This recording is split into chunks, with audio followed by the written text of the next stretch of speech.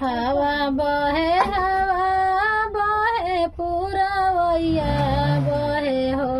हवा बहे पुरवैया बहे हो। उड़ी गरद पलंग पर गईले हो। उड़ी गरद पलंग पर पड़ले हो।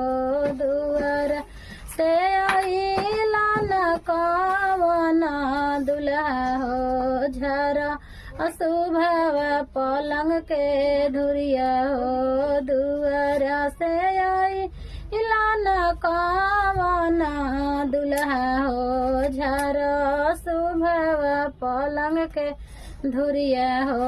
झरा अशुभवा पलंग के धुरिया हो।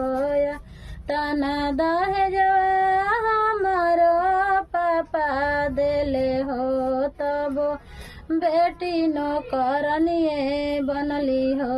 या तना दहेजवा हमारो पापा देले हो। तब बेटी नौकरनिए भैली हो। तब बेटी नौकरनिए भैली हो। पावा बहे हवा बहे पुरवैया बहे हो। उड़ी गरद पलंग पर गईले हो।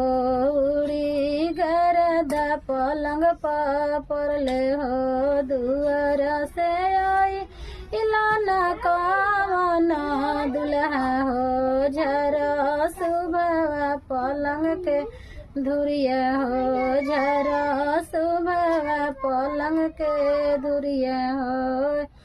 आता न तिलकवा हमारो भैया दिहले हो। तब बहिनी नौकरनिए बनली हो।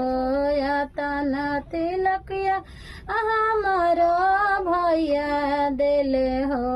तब बहिनी नौकरनी भैली हो। या तना दौलतिया हमारो चाचा देले हो।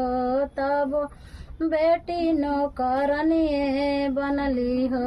या तना सामनवा हमारो चाचा देले हो। तब बेटी नौकरनिए बनली हो।